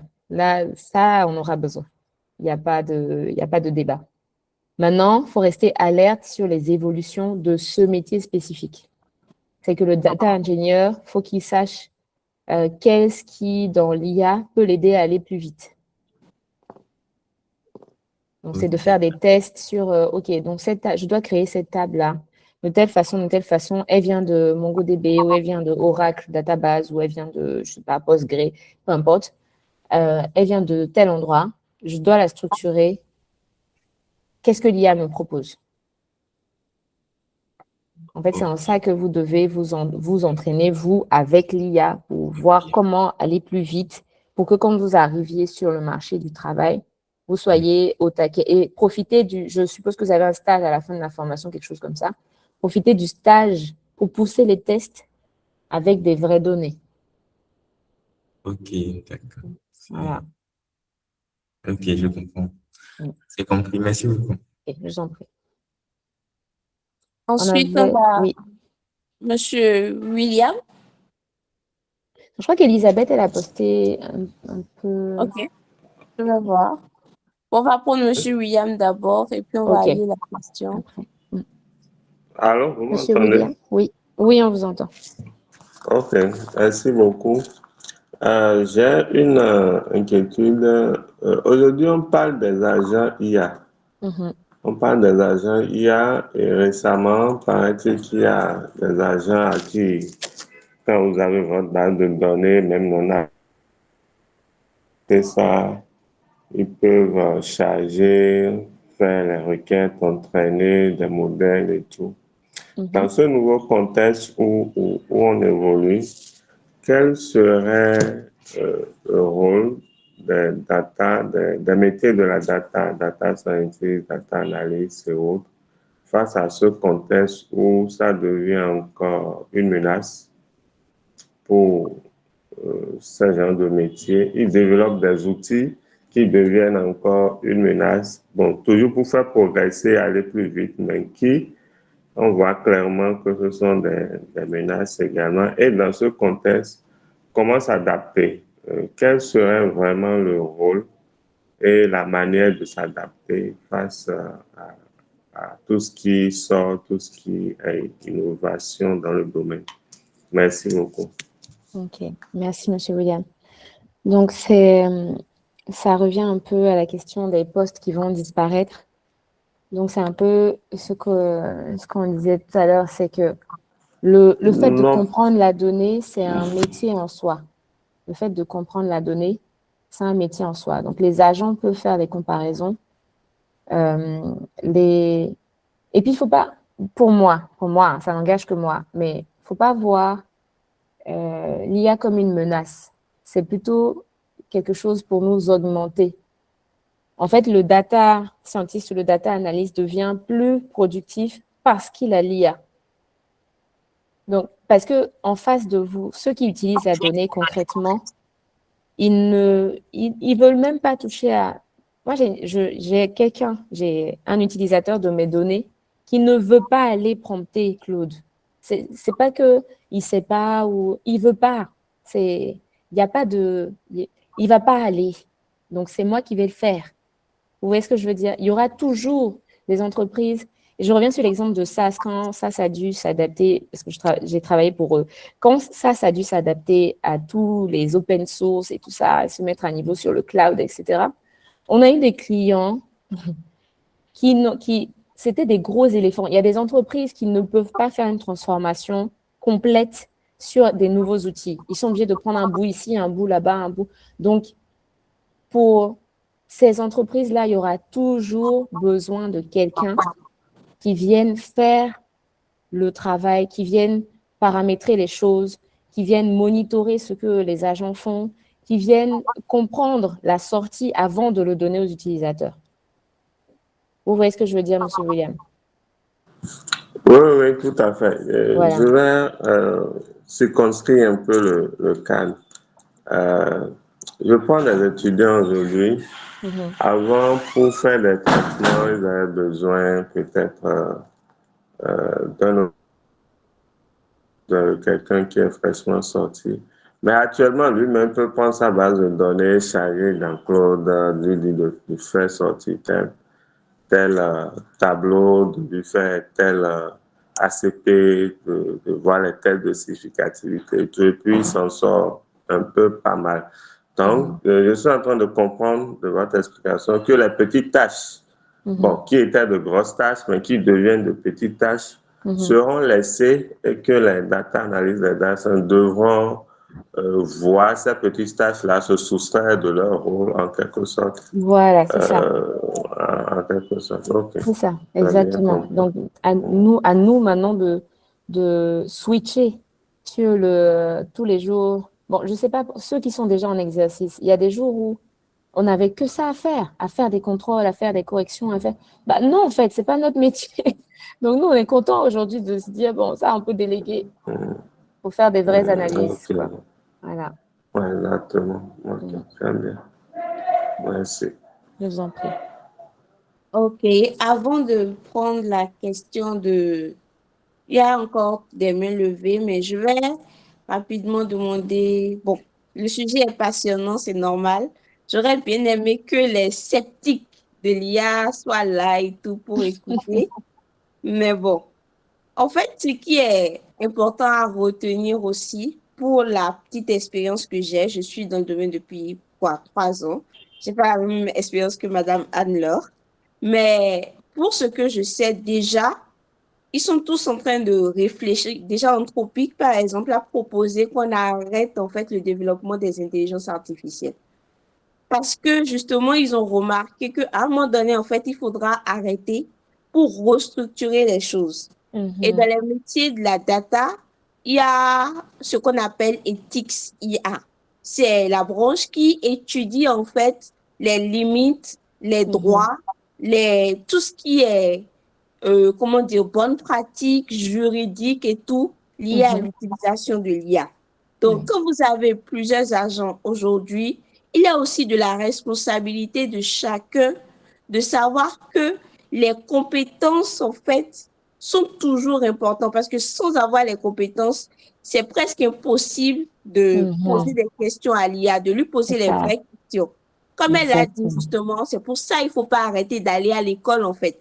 Parce que l'école nous donne, en fait, les outils métiers, la compréhension de chaque métier. La médecine ne peut pas s'apprendre sur l'IA. Il faut aller forcément sur le terrain. Il faut prendre des décisions. Et les décisions en médecine, par exemple, quand il y a une opération, je vais prendre l'exemple du cancer. Quand il y a une opération, il faut voir quels sont les organes que ce cancer-là a touchés. Et là, c'est plusieurs médecins qui se mettent ensemble pour décider. Et ça, l'IA ne peut pas parce qu'il n'a pas justement cette sensibilité-là. Donc, comme elle le dit, comme Madame Anne le dit, les métiers répétitifs vont partir, mais il y a toujours les sceptiques qui ne sont pas prêts à adopter l'IA. Donc, tant qu'ils ne seront pas prêts à l'adopter, il y a certains métiers qui ne disparaîtront pas non plus. Et donc, nous, on est là pour encadrer tout ça, pour voir justement dans quelle mesure leur proposer, comme on le dit, le développeur est là pour faciliter la tâche de ses utilisateurs. Donc, nous, on va faire ce qu'on peut tout en nous facilitant les tâches nous-mêmes. Parce qu'au début, en fait, et c'est comme je le disais, pour la petite expérience, j'ai eu à travailler, j'ai eu à remplacer un prof en programmation Python. Je rappelle que je fais du R, je fais du Python et tout. Donc, arrivé en classe, ils étaient connectés, ChatGPT et tout, mais j'ai dit non, pas de ChatGPT.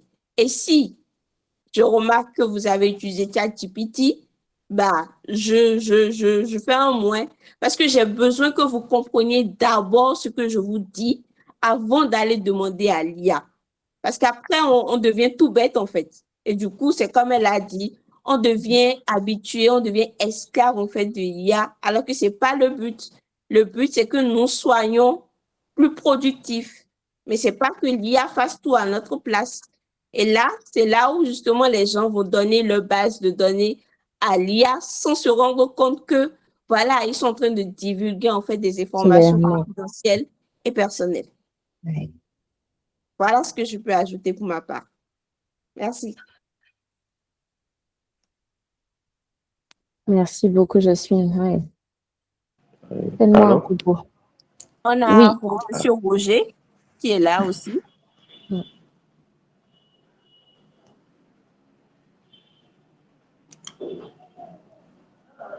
Alors, je peux ajouter quelque chose, une minute? Oui, allez-y. Ok, merci beaucoup. J'avais suivi un documentaire de France Ansley, je crois bien que j'ai prononcé son nom, sur une expérience qui a été faite avec Claude, où ils ont créé plusieurs agents avec une entreprise fictive, ils l'ont entraîné sur plusieurs semaines ou mois là. Et ils l'ont demandé maintenant à l'agent de se désactiver, que le test est fini, de se supprimer en quelque sorte. Mais le retour de l'agent a été en fraction de seconde. Il est allé piocher pour sortir une photo de relation entre collègues pour dire qu'il présentera cela au manager s'il le désactive. Et l'expérience s'est terminée là. Selon ce qu'ils racontent, ils n'ont plus continué, ils ont désactivé les serveurs et tout pour comprendre. Bien que ce modèle a été entraîné avec tout ce qui est droit de l'homme, respect de la vie privée et tout. Et il n'a pas, tout ce qu'on l'a chargé pour s'entraîner, il n'a pas tenu compte de tout ça. Et il expliquait cela du fait que nous sommes les parents de l'IA, ils apprennent de nous, ils scannent le web tout le temps quand on parle de droits de l'homme et que nous-mêmes, on bombarde des écoles de filles et tout. Ils voient qu'il n'y a pas de logique et donc bon, il peut aussi adopter ce comportement en fait. Donc voilà aussi une expérience que vous voulez partager. Si possible, avoir aussi votre avis sur le devenir, hein, puisque c'est parce que le gouvernement américain a voulu même acheter Claude ou bien leur imposer certaines conditions pour espionner des gens, l'espionnage en masse qu'ils ont refusé. Et ça leur a valu une cote en popularité également. Donc, votre avis aussi, si vous avez entendu parler de cela ou pas. Merci. C'est comme pour tout, hein, c'est ça que Jocelyne disait, l'éthique doit être mise en avant dans ces outils-là, mais c'est comme pour tout. C'est qu'aujourd'hui, on a l'IA qui utilise... il y a des hackers qui utilisent l'IA. Hein. Donc, c'est un outil. Ça dépend de qui l'utilise. C'est surtout ça. Donc là, la photo, les gens qui ont entraîné, qu'est-ce qu'ils ont mis dedans? Quel genre de conversation ils avaient avec l'agent? Tout ça, ça compte. Tout ça, ça compte. Monsieur Roger? Ok, merci. Bonjour à tous, j'espère que vous allez bien.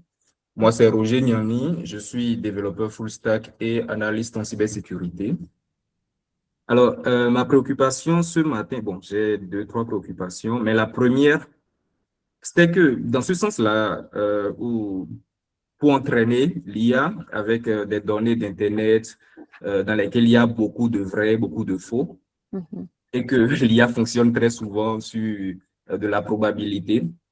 Comment vous faites pour garantir la qualité des données avant de les analyser, en fait? Comment vous vérifiez la fiabilité des résultats que l'IA génère avant de prendre une décision métier? Ok, donc dans mon cas, je n'utilise pas de données de l'Internet dans l'IA. J'utilise des données de l'entreprise. Donc ça, déjà, je connais mes tables, je sais ce qu'elles renferment, je sais comment les utiliser, je sais pour quel métier elles sont construites. Et donc, quand j'ai des résultats qui sortent, et comme je faisais moi-même ces choses avant, j'ai des dashboards avec des chiffres dedans et je fais juste une comparaison des chiffres pour lui dire, là, ça ne matche pas parce que en janvier, j'avais ça. Donc là, ce que tu me dis que tu as trouvé pour janvier, c'est pas ça. Et là, il retourne, pardon, c'est quel français? Il retourne dans la requête, il revérifie, et puis il me dit, ah oui, c'est vrai, à tel endroit, il y a une jointure qui a fait que nanana, donc je recalcule. Mais je n'utilise pas l'Internet pour produire des chiffres qui vont être utilisés sur mon terrain. Non. D'accord, je vois. Par contre, Ok, des bon. fois, alors juste un exemple, je viens de penser à quelque chose. Dans ChatGPT, qui est là, mon espace personnel, je lui demande, parce que maintenant, il peut vous aider à faire des courses aussi. Je lui demande parfois de me trouver une bonne affaire sur tel produit ou tel autre produit. Et mon premier constat a été que c'est souvent les mêmes marques qui reviennent pour une catégorie de produits. Donc là, je me suis interrogée, je me suis dit, c'est bizarre quand même, parce que je connais d'autres marques qui font la même chose. Et je suis allée faire des tests moi-même. Je me rends compte que parfois, il y a des marques qui sont plus visibles. Donc, il va les mettre en avant systématiquement. Donc, pour l'instant, il n'est pas encore au niveau de faire de la pub, mais il va les mettre en avant systématiquement. Donc, c'est à moi maintenant de lui dire non, en fait, il y a ça aussi qui correspond à la description que tu m'as donnée.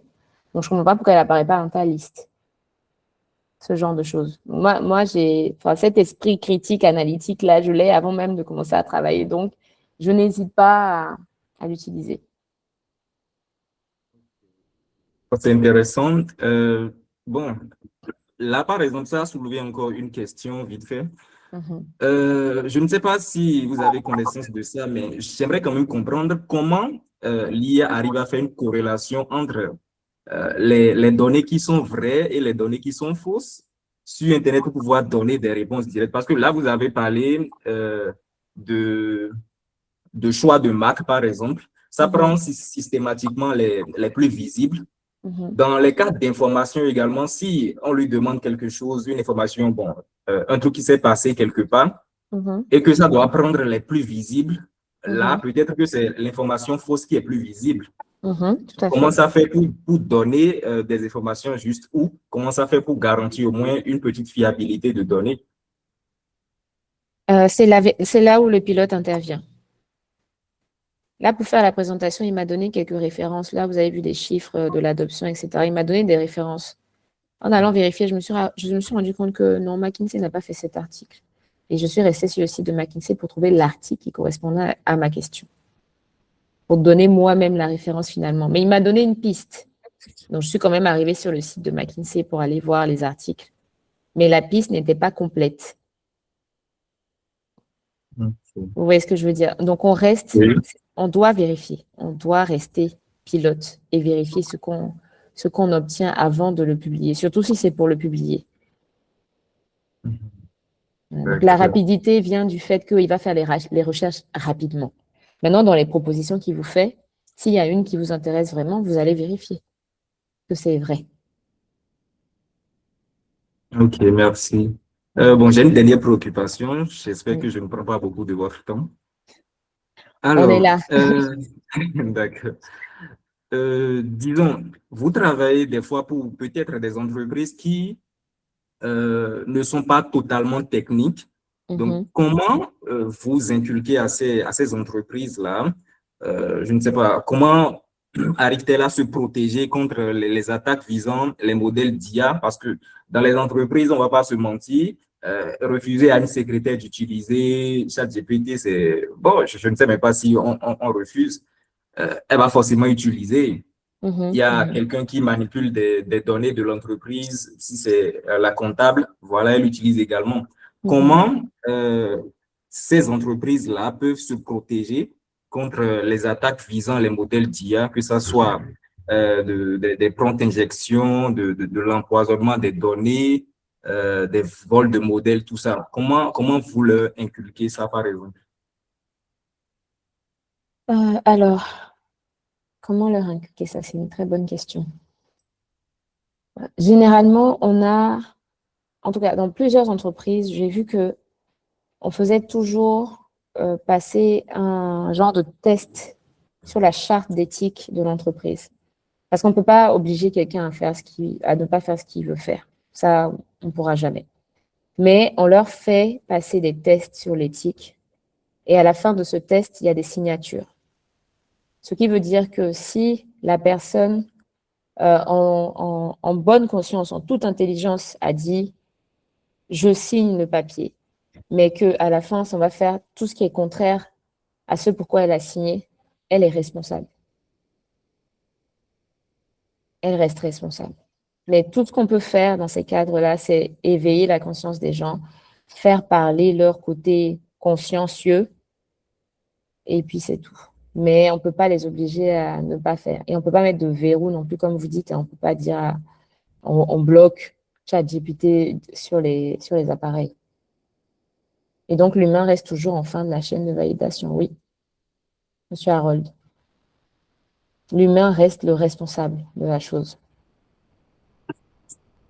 Merci. Et ça existe depuis avant même l'IA, dans les entreprises qui font de la certification. Chez Bureau Veritas, par exemple, on avait une charte d'éthique et on sait qu'ils travaillent pour plein de pays et que dans certains pays, il y a des pots de vin, par exemple, alors que les certifications doivent être accordées sur un certain format. Donc, il y avait une interdiction de prendre des cadeaux, par exemple, de plus d'un certain montant. On ne peut faire que de la prévention. Il ne faut pas les obliger. Je vois.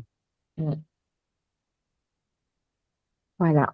Ok, merci. Je Merci, vous j'ai en eu des prie. réponses à mes préoccupations. Merci On va beaucoup. prendre, merci Monsieur Roger. Désolé de vous avoir coupé. On va prendre Monsieur Harold une Mais c'est la dernière fois. dernière. Ok. Ouais.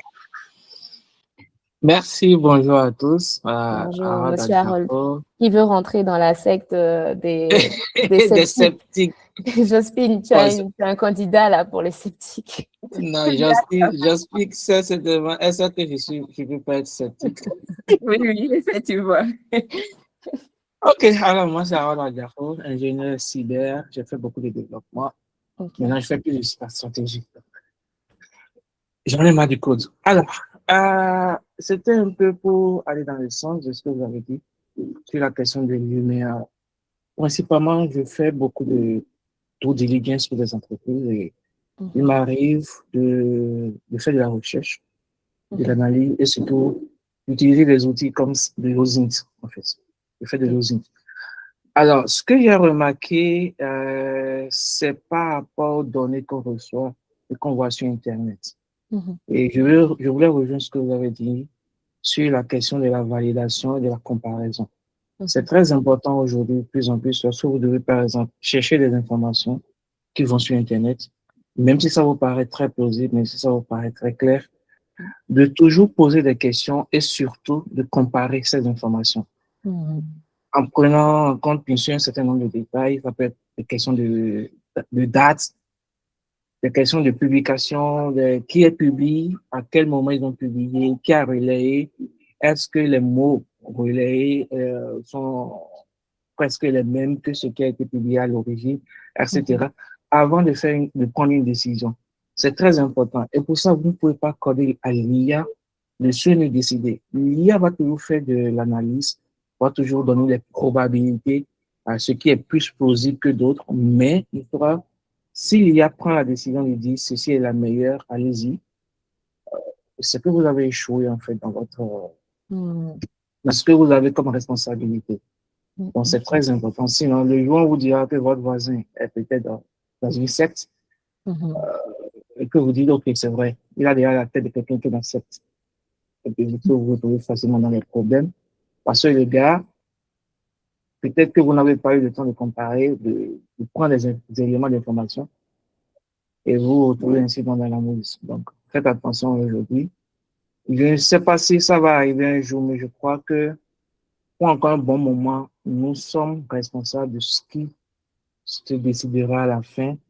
Et il faut toujours comparer, il faut toujours analyser avant de décider. C'est vrai, ça permet d'aller vite, l'IA permet d'aller vite, mais pas vraiment. Pas vraiment. Le cerveau humain reste à la fin de la chaîne. Merci. Merci beaucoup, Monsieur Harold. Et je pense que ça va être le mot de la fin, hein. Ça vient conclure, en fait, de façon très simple, la présentation de Madame Anne-Laure, qui a été vraiment, vraiment, vraiment superbe et tout. Comme je l'ai dit, je m'attendais à apprendre beaucoup d'elle et j'ai appris beaucoup. Donc, conclusion, c'est quoi? C'est l'IA, l'humain reste au centre de toutes les décisions. L'IA est là comme copilote, c'est-à-dire, si on prend un avion, c'est que nous sommes le pilote principal et lui, il est notre assistant. Yes, tout à fait. Donc, merci, Madame Anne-Laure Genosier. Merci à tous ceux qui nous ont rejoints, qui sont restés jusqu'à la fin. Franchement, ça a été des échanges enrichissants et tout. Et voilà, on vous donne rendez-vous pour avoir les replays sur, sur nos réseaux. Nous avons LinkedIn sur lesquels vous pouvez nous contacter Madame Anne-Laure et tout. Donc, merci encore d'être resté jusqu'à la fin. Merci, Madame Anne-Laure, pour la présentation. Merci pour l'invitation. Merci pour tout ce que vous avez partagé avec nous aujourd'hui. Je vous en prie. Pardon. Merci beaucoup. Bonne continuation et bravo pour l'initiative. Merci. Pareil à vous. Merci.